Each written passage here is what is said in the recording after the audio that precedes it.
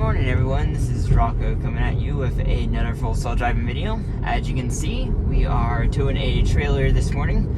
I always like to record and see how full self-driving does with the trailer. I don't think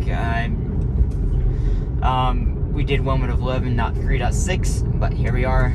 We're gonna just kind of give a baseline, just go in the lows and straight back. Nothing fancy on this one. I wanted to see, how well it's gonna do with the trailer.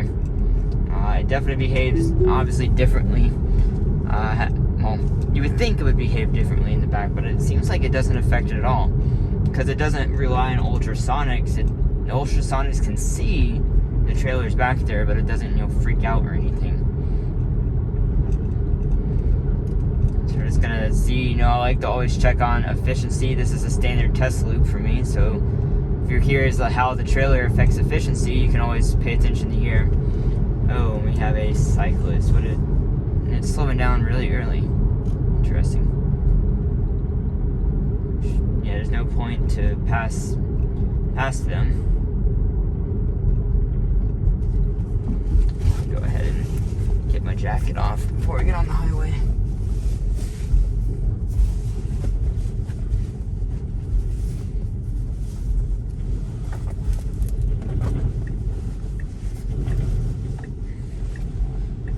Handled that cyclist really well, slowed down appropriately. Now let's see how it merges on the highway. You can only assume it's gonna do exactly the same thing.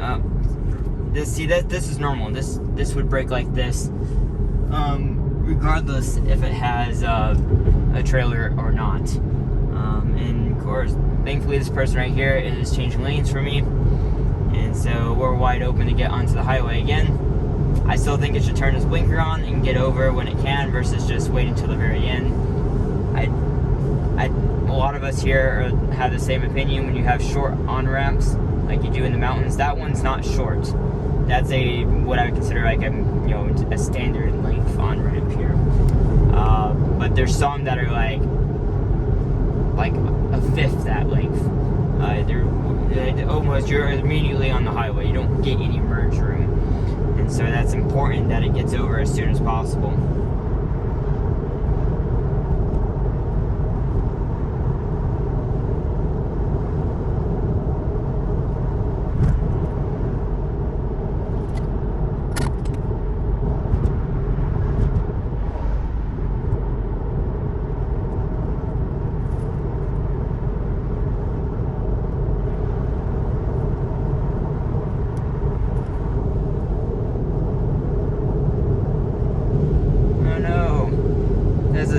Tesla stuck on the side of the road. Hopefully they didn't run out of charge. There's no one in it. Oh wait, no, yeah, there's a person in it. Hopefully they didn't run out of charge before they made it to their destination. If they have enough, they can certainly come back to my place and charge.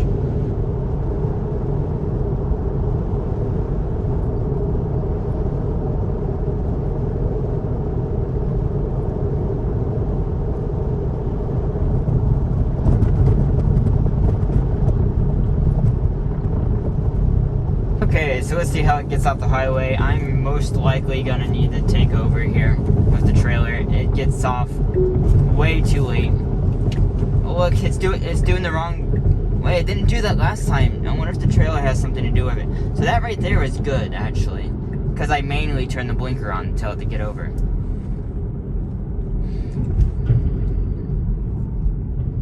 It seems to slow down too aggressively on this curve now. I've done this a couple times off video as well. And it's going too far to the right. I don't know, it must be the sun. I'm guessing that does that.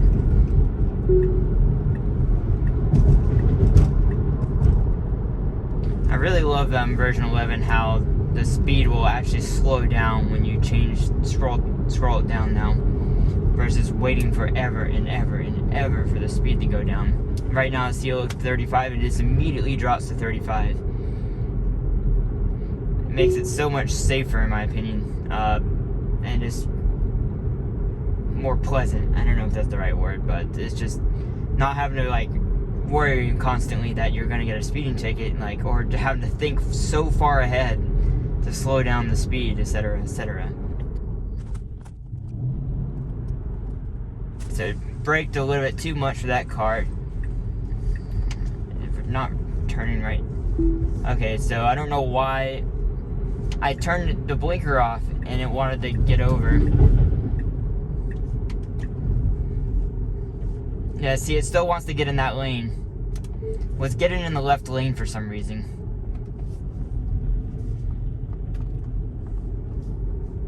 Okay, so it still is gonna mess up right here. I'm gonna go ahead and like do a snapshot, just in case.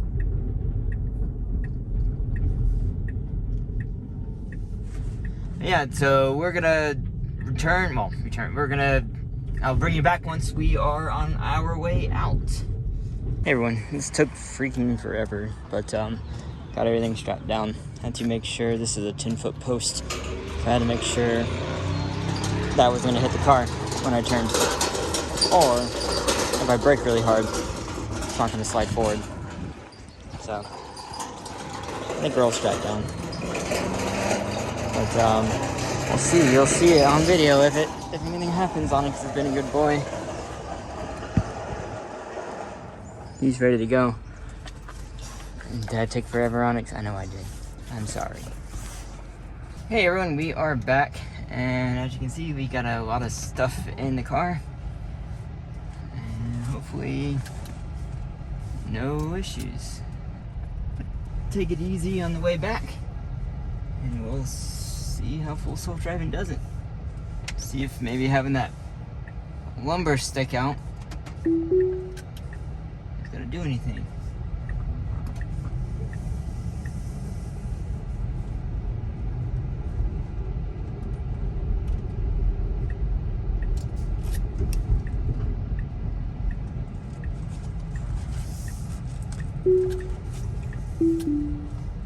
Okay.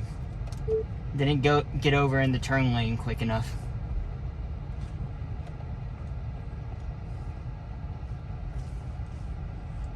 So that, I'm not sure, again, if it's related to the trailer, but I'm pretty sure I did that one time without the trailer. And it did not want to get in the correct lane either. It's these multi-lane maneuvers, really hard for the car to deal with. It's a Tesla right there in front of us. And the blue one with a roof rack.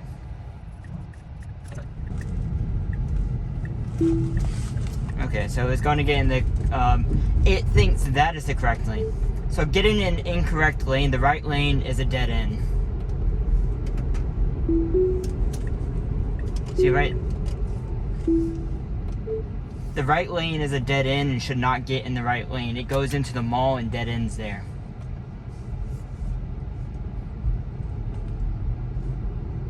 And as you can see, we'll show you, we're going past the mall. The mall is right here. And as you can see from the video, there's the right only turn lane right there. And that's not what we want to do. And look, the occupancy network. This is the first time it's ever done that. I'm guessing it's because of the log. That it doesn't normally do that, but I guess having the log up higher gives it more mass or something, you know, does something in the view of the camera. And so now it's showing this. I don't recall it showing that with just the trailer, at least not as often. I'm sure it thinks there's a car really close to me right now. Or something, like really close to my back end. So it's interesting how that works with the training data. Because I mean, as a human, if a car really was that close and we had room in front, we would accelerate to make sure they're not tailgating us so closely. Because, one, that would be super rude of the car becomes. Okay, so that might have been due to the trailer. I'm not sure. It definitely swerved right there.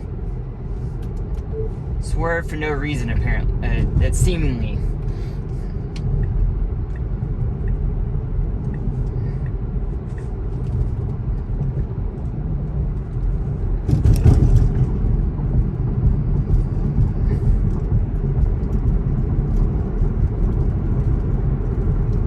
just hoping it doesn't fall off. It's strapped twice.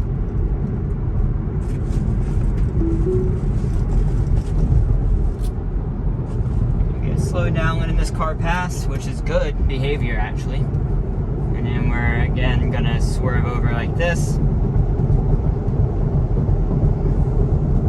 And we're just gonna let it go the speed limit the whole way. So it is 60 right here. Normally I would go up to 65 because we're about to go to a... I don't like that. Wow. It bounced that log pretty good.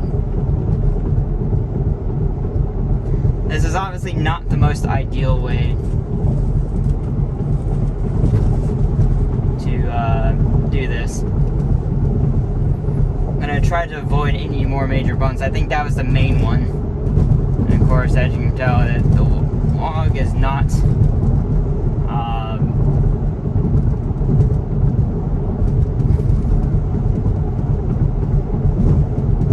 try not to get next to traffic here. This is definitely making me a little bit more stressed because this log is, or 6x6 post is, one is now no longer straight.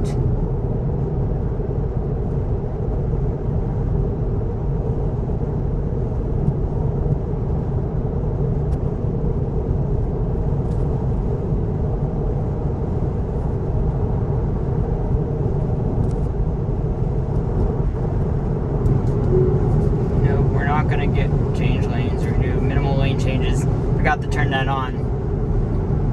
We'll let this car slow us down because we are not with this load. Maybe if I didn't have that log, I probably would have done that. But we're not gonna change lanes with this load right now.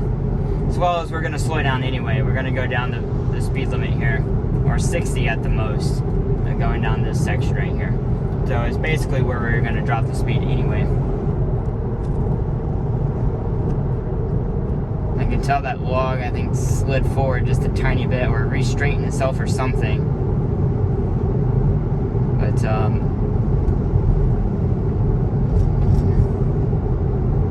just in case, I'm going to just slow down just a tiny bit. It's amazing how well Regen does with the extra weight. I mean, it's probably 600 pounds back there with the trailer and the lumber and stuff that's in there. I think one of my straps came loose, unless, maybe, unless that's just an artifact in the video. Can't tell. Yeah, that one came loose. That's what the problem is. Again, we're not very far from home. We're all of 5 minutes, something like that. Like 4 minutes. Yeah, so I think we'll be able to make it. I'm all free next to us.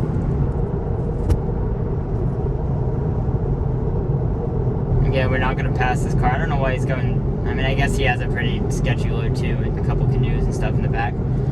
But since we are about to get off the exit, might as well go ahead and slow down prematurely here. And just last thing I want to do is go in up.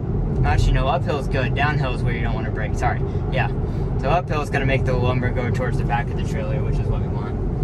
I just don't want to jam on the brake, especially getting off the highway. We're going downhill pretty quickly, so I'm going to slow it down prematurely. These are the type of things where, like, this is going way and above beyond what I would expect full self-driving to handle. And so all these interventions are, it's going to be years before they even decide to, like, want to tackle that. I mean, maybe for semi-truck, all that stuff will trickle down to where, you know, if it knows it's towing something, then semi can, it'll be able to account for a trailer back there. You know, it's a little bit different with a semi-truck versus, you know, just a utility trailer. Got one more turn, everyone, and then we will call it that, I guess. No, he had a lot, no, he definitely had a lot of disengagements anyway. Couldn't say we had no disengagements, but we definitely didn't have 0 disengagements. We had a lot of issues on the first little bit. Good turn right there. Seems like one of my boards are hanging out.